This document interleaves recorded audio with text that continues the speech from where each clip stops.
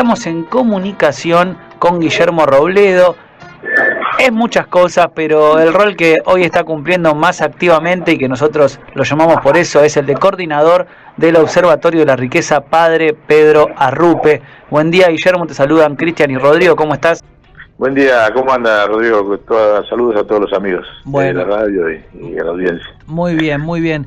Te molestamos el fin de semana. Sabemos que el día domingo se conoció una durísima nota de Horacio Berbisky, que obviamente señala, él tiene una enemistad profunda con el Papa Francisco hace mucho tiempo, y señala la complicidad de la Iglesia argentina con, digamos, el genocidio de la última dictadura cívico-militar. Que eso, hasta ahí, digamos, todos más o menos tenemos un consenso, pero bueno, él subraya que el Papa está enterado de todo esto.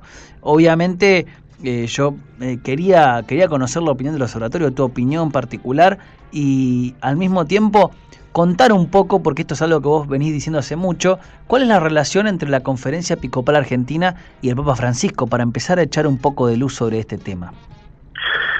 Bueno, mira, te agradezco mucho la oportunidad que nos dan de poder hablar así en público. Nosotros a raíz de este tema hicimos una reunión de urgencia el sábado. El observatorio se juntó en la casa de Clelia, no todo el observatorio porque fue de urgencia, pero representantes de los distintos sectores que lo integran. Y bueno, la lectura que hicimos es novedosa, te anticipo, te doy la exclusiva en un documento que va a salir del observatorio que se llama Genocidio, Memoria, Verdad y Justicia. O sea, nos permitimos sumar el concepto de genocidio antes de memoria, verdad y justicia, que es la consigna central que agrupa a todos los organismos de los derechos humanos, porque realmente creemos que lo que está atrás de este debate trasciende la cuestión estricta de la libertad que pretenden darle a los genocidas. Eso es lo formal, lo intolerable, desde luego, lo inaceptable, pero sabemos que estamos ante un gobierno absolutamente colonial, y esta política de los derechos humanos responde a un objetivo internacional. No es un problema estrictamente argentino de la justicia aplicada a los genocidas. Ese problema internacional obedece a la Convención Internacional de Genocidio. Ustedes saben que en general no hay mucha conciencia en la lucha popular, se sintetiza en derechos humanos, y como no estamos formados en términos legales, leguleyos, digamos, es lo mismo si el genocida está preso por lesa humanidad que por genocida. Para el sentido común y para el imaginario colectivo es lo mismo, y la realidad jurídica es que no es lo mismo estar preso por lesa humanidad que por violar la Convención Internacional de Genocidio. Claro. ¿Cuál es la gran diferencia? Uno es un delito penal personal, o sea, un genocida, un militar o un policía o lo que sea, un civil, que violó produciendo un delito de lesa humanidad. Es un delito personal a la persona. La Convención Internacional de Genocidio, que es la que nosotros aspiramos como observatorio para que se instale con una nueva fuerza como respuesta a esta ofensiva que hay en materia de derechos humanos, como eje de la discusión de los derechos humanos en la Argentina, es una convención de otro orden, es de orden político, porque habla de afectar los derechos de grupos políticos, o sea, deja de ser personal, es colectiva. Claro. Y tiene una pequeña virtud, también es imprescriptible, pero encima permite juzgar a los instigadores. O sea, por ejemplo, el diario La Nación, el diario Clarín, como diario, permite, en el marco de la Convención Internacional de Genocidio, ser juzgados como instigadores de la dictadura militar. Lo mismo los poderes económicos. Eso no se llevó adelante hasta ahora en Argentina. Pero sí, el primer precedente de esa causa, de esa interpretación jurídica del delito cometido, ¿sabes cuál fue? ¿Quién fue? A ver si adivinas. A ver, ¿quién fue? Porque yo recuerdo que el último tramo del kirchnerismo se intentó avanzar sobre la complicidad civil, mediática, ¿no? La causa papel prensa, etc. Eso sí, claro, pero se avanzó sobre lo personal. Claro. no sobre la persona jurídica, y no sobre el delito colectivo de instigación, claro, sobre el delito de genocidio. ¿Y El primer fue? señor que pidió, y esto lo hemos dicho antes, nada más que ahora lo hacemos carne en el observatorio, lo hemos dicho en su momento, el primer compañero que pidió la recaracterización de su causa de lesa humanidad a genocidio, ¿sabes quién fue? Julio López. Ah, Julio López. Bueno, vaya nombre, ¿no? Para recordar en este contexto. No, y vaya explicación de por qué volvió a desaparecer. Sí, con toda Vamos, claridad, ¿no? La porque no es planificación. lo mismo, no es lo mismo. Y él pidió automáticamente a los 15 días de que pide la recaracterización, dice, a mí no quiero que me juzguen por lesa humanidad, a mí me juzgan por víctima de genocidio. Y los jueces le dieron la razón y fue la primera sentencia en un juicio nacional, escuchá lo que te voy a decir, y Sí. lo reitero ahora, que es línea del observatorio, porque la aprobamos el sábado, pero lo habíamos dicho antes, no es que lo decimos ahora. Es la primera vez en la historia de la civilización humana, lo que te digo, ¿no? Sí. Esa sentencia de Rosansky y los otros, los jueces, no me acuerdo cómo se llamaban, Rosatis y todo. que un juzgado nacional tipifica y sanciona y pena el genocidio. Porque el delito de genocidio, desde el año 48, en que se constituyó como Convención en las Naciones Unidas, estuvo siempre cooptado y controlado por el Consejo Nacional de Seguridad, o sea, por los imperios. Solamente se hacían juicios de genocidio donde los imperios decidían que se constituía el tribunal. Por eso siempre fueron tribunales internacionales. Y recién lo hicieron en Ruanda, en Uganda y demás, pero bajo el control del Consejo de Seguridad. Vos sabés lo que el Consejo de Seguridad son los países imperiales y algunos itinerantes que van rotando, pero Sí. que tienen derecho a veto y demás. Estados Unidos, Inglaterra, Francia, Rusia y China, creo que están, no sé cuáles son los 5. Entonces, nunca había habido, hasta la sentencia de López, un juzgado nacional, o sea, soberanía nacional en materia de tipificación de genocidio. En la historia humana, porque desde los últimos 70 años, de que se tipificó el genocidio, antes no existía como delito. Claro. En el 48 nace la convención, la aprueba de Naciones Unidas en el marco de la posguerra, los nazis y todos los juicios de Nuremberg, pero los juicios de Nuremberg no fueron por genocidio, fíjate vos. Los juicios de Nuremberg fue por el delito individual cometido de tortura, pero no por genocidio. La convención de genocidio nace después de Nuremberg y nunca se había aplicado, la letra muerta.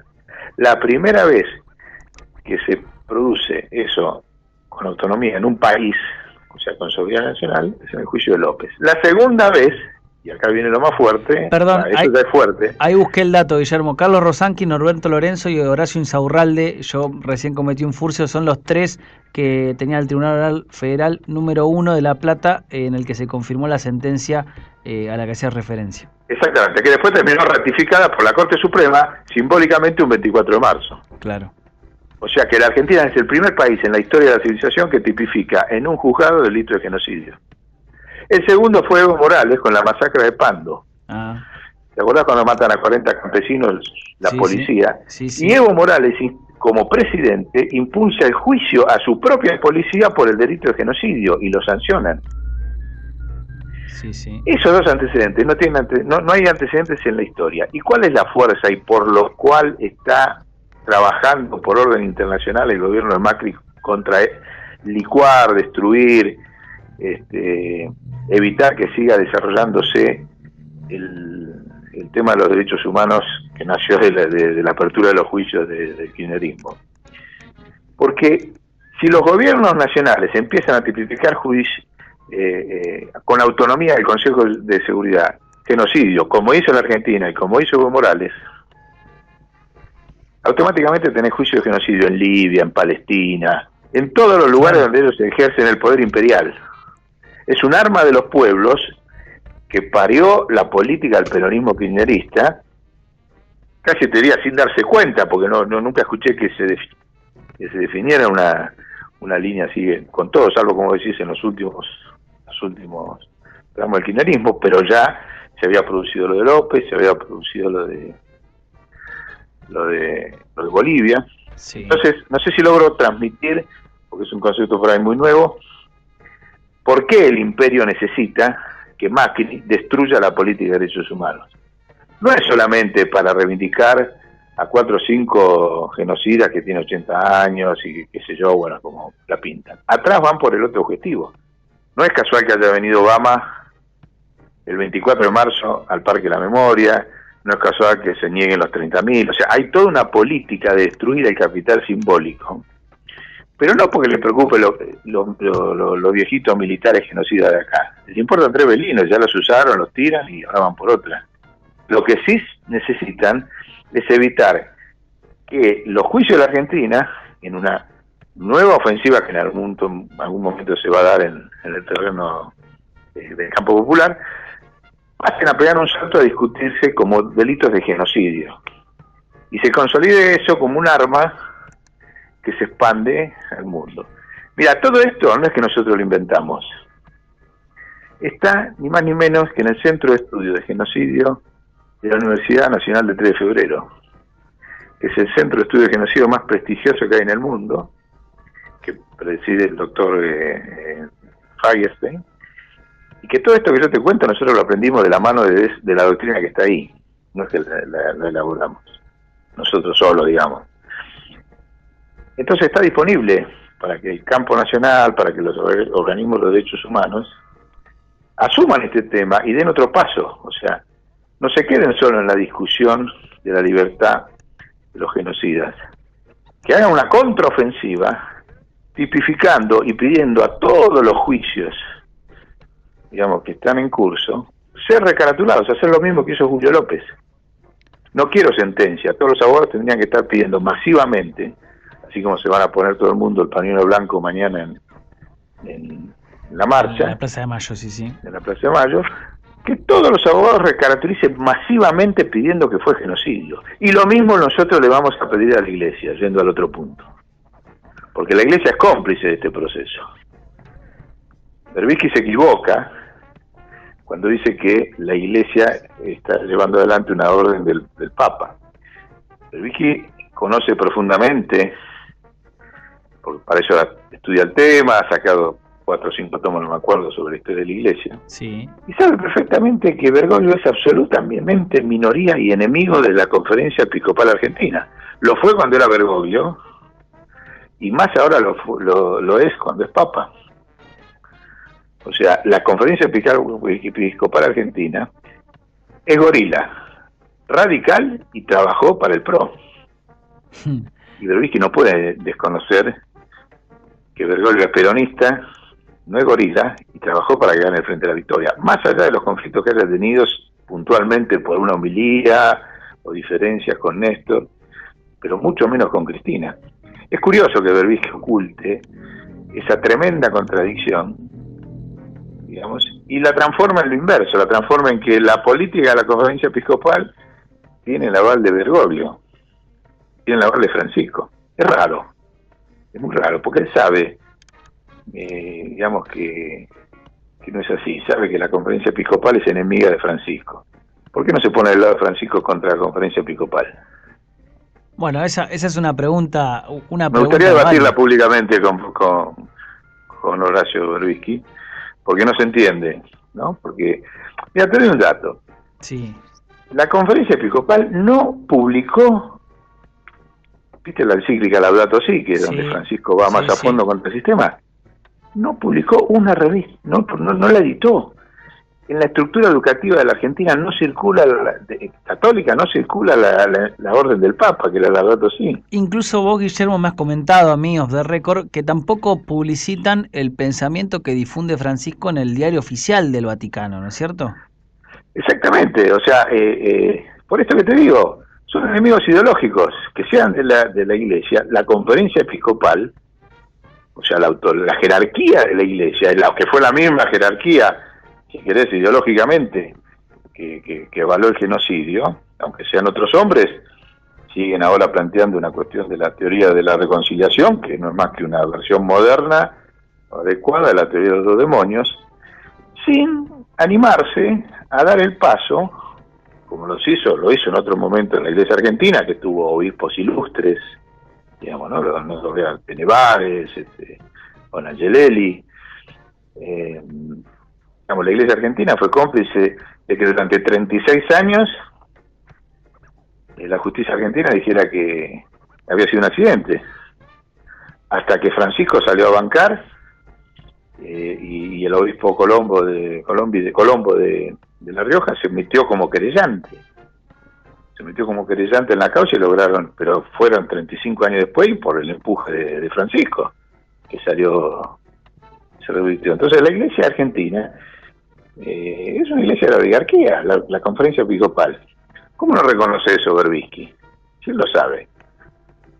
Porque tiene un problema personal, está complicando una relación política con la iglesia, se equivoca.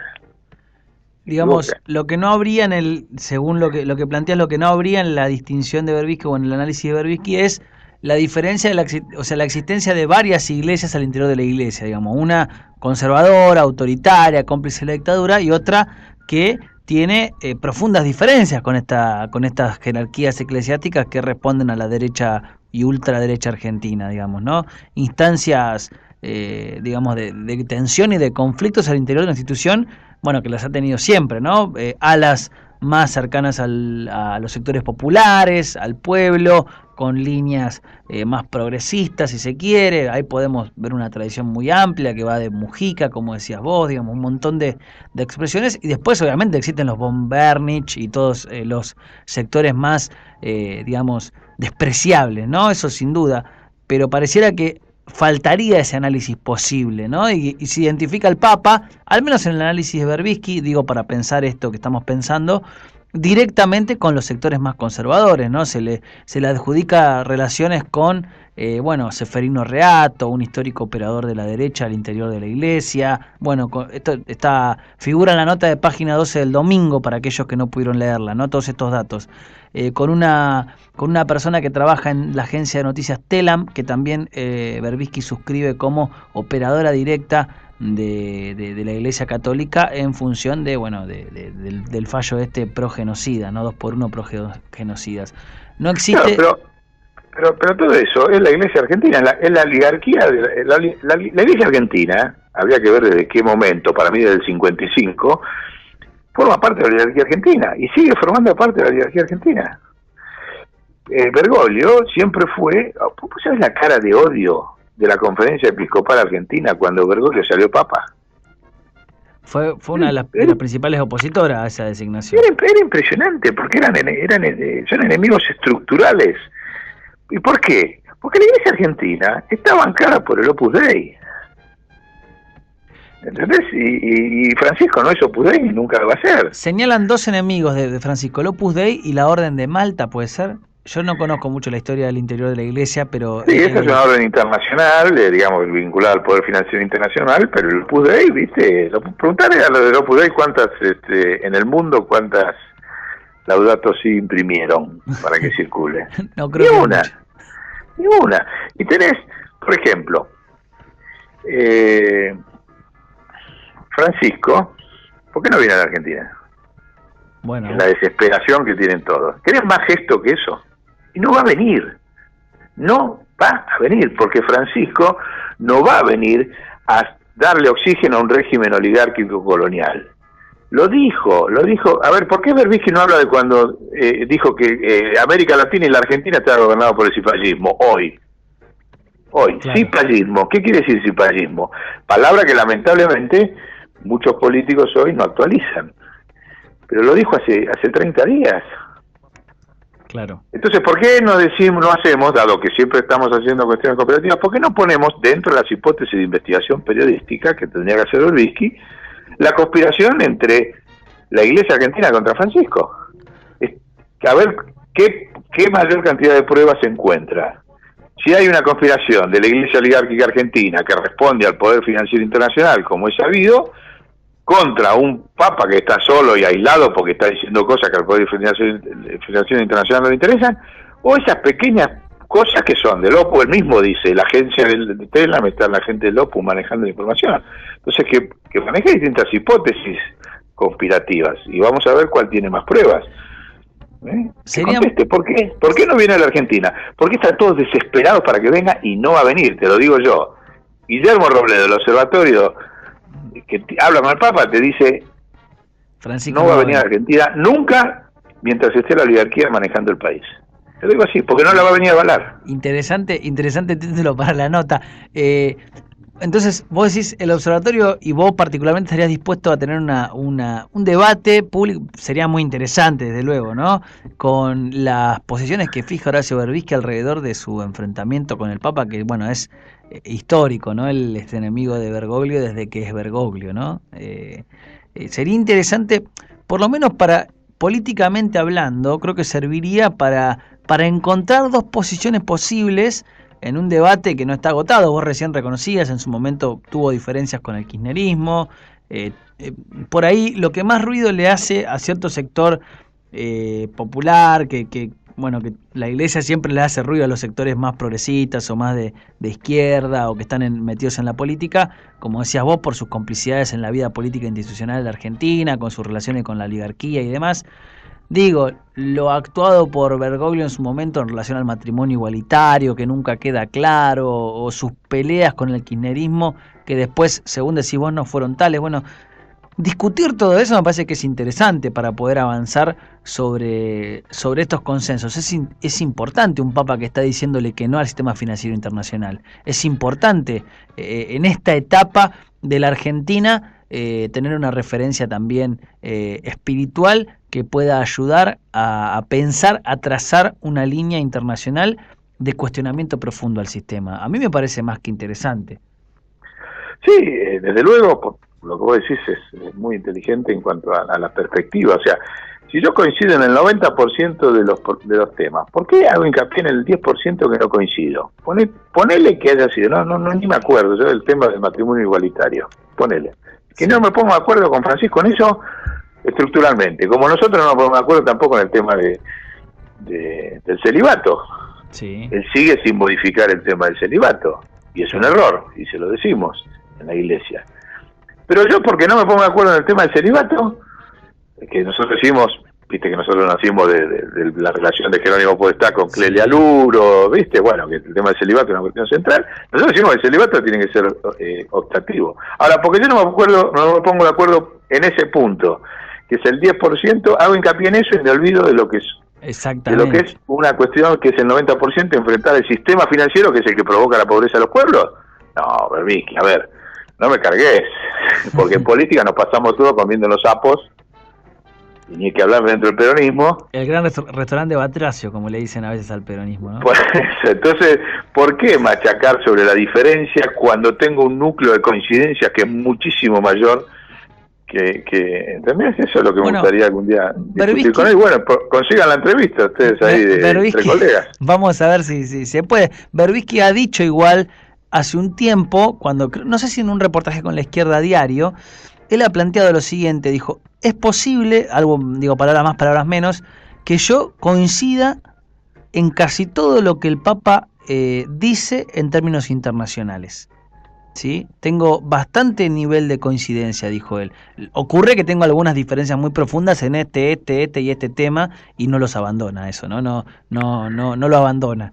Está bien, y todos las tenemos, no es él el único exclusivo. Te estoy diciendo una cosa más estructural que incluso dentro de la iglesia, como el celibato. Pero de sus columnas dominicales y de la imagen pública de Berbisky, no surge eso. Habrá dicho en algún regloncito eso que tienen poca circulación. Su sistemática, digamos, columna de los domingos o opinión da que el Papa no sirve para nada. Claro. El Papa a los pueblos no le sirve para nada. Por eso, aunque si lo dice, bueno, volvamos a reflotarlo. Pero aparte volvamos por la positiva, por esto que te decía al principio, que va a ser el documento del observatorio. Él, como presidente del CELS, sí, y por su historia vinculada a los derechos humanos, tiene que asumir la cuestión esta que decíamos de genocidio, y no la asume. Vamos a discutir eso también con Berbisky. ¿Por qué no asume el tema y el CELS impulsa los juicios de recaracterización a genocidio? ¿Por qué razón no? Vamos a discutir eso, porque esa es la línea con que sale el observatorio. Y también se la vamos a plantear a la iglesia. Bueno, me parece un interesante debate. Iglesia Argentina, usted está planteando la reconciliación. El primer punto para la reconciliación es que la iglesia argentina reconozca que acá hubo genocidio. Y después empezamos a hablar todo lo demás. Porque ¿sabés qué pasa? Seguir discutiendo estrictamente que 200, 300 genocidas sigan presos es correcto y hay que seguirlo. Pero dentro de 5 años van a estar todos muertos. Y cuando está muerto, en una causa de lesa humanidad, una causa penal, prescribió la acción, pasa todo el archivo, nos quedamos sin poder capitalizar toda la gran lucha que hicieron los organismos de derechos humanos durante 40 años de democracia, porque se acabó la discusión jurídica.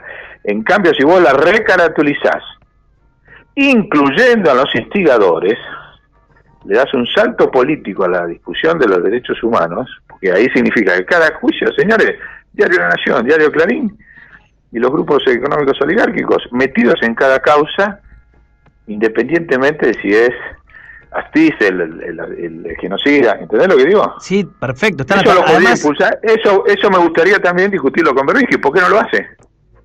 ¿O por qué no pide la captura internacional de Henry Kissinger? ¿Por qué Kissinger puede entrar? En Chile no puede pisar, Francia no puede pisar, y la Argentina podría estar caminando por acá y tomándose un café en la Recoleta. Uno de los responsables de la dictadura, ¿no? En Argentina, es un instigador internacional. Además, un criminal internacional como de los que no se tiene nombre ni recuerdo en la historia, ¿no? Berbisky me tiene que contestar, antes que seguir metiéndole púa al Papa, ¿por qué no le pide la captura internacional del César Berbisky a Kissinger? Me gusta, es un Guillermo Robledo polémico, pero por la positiva. Eso me parece que es más que interesante. A la Argentina le sirven estos debates vinculados al rol de la Iglesia Católica en la vida institucional y política argentina, ¿sí? También, obviamente, la universal, pero bueno. Después, el rol del Papa Francisco en este contexto y lo que ocurre también vinculado con las críticas que se hacen al Papa y el rol que tiene la Iglesia Argentina en relación a ese Papa, ¿no? Que unos dicen, sí, no, pará, el Papa designó a todos estos... No, bueno, pero a pesar de que los designó, están todos en contra de él, también se puede decir. Pero, ese es otro punto, mirá. Otra cuestión, hay que decir, no, sigue estando en minoría los obispos del Papa dentro de la Conferencia Episcopal Argentina. Dicen que son 1/3, no son ni el 10%. O sea, el 90% de la Conferencia Episcopal Argentina hoy es gorila, radical y pro. ¿Sí? Y el Papa nombró 10 y encima los 10 no le respondieron, porque nombró a Poli y hoy está arrepentido de haberlo nombrado a Poli. Claro. Porque Poli lo primero que hizo cuando fue a Vaticano fue salir a dar una vuelta en bicicleta con Macri. Claro. 2 días antes de entrevistarse con Francisco. O sea, mirá hasta dónde se equivoca, como se ha equivocado, si vamos a esa cuestión de que se equivoca Francisco con algunas designaciones dentro de la Iglesia. ¿Y qué decimos nosotros de los jefes de gabinete que hemos tenido en 12 años de kirchnerismo? Totalmente. Massa, jefe de gabinete. Alberto Fernández, jefe de gabinete. A ver, muchachos, todo el mundo, en los laderos que es el político también se le dan vuelta. A mitad del río, ¿no? Un obispo es distinto de un político que se da vuelta. No, ¿cuál es la diferencia entre Poli y Massa? No, es lo mismo. Se le dio vuelta al jefe que lo nombró. Más que interesante. Guillermo, seguramente vamos a llamarte más adelante para seguir hablando de esto cuando se conozca el documento.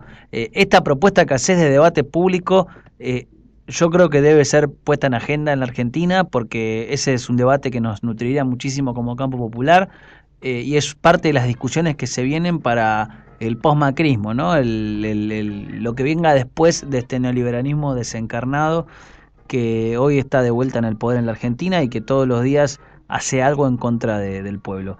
Te agradecemos la comunicación, te mandamos un abrazo grande y te estoy molestando en estos días seguramente de vuelta para que charlemos más sobre este tema. Dale, cuando quieran, y sería bueno que Berbisky baje a hablar a una radio de los gremios que están enfrentando hoy al macrismo. Vamos a hacerlo. Vamos a intentarlo. Un abrazo grande. Un abrazo. Chau. Chau.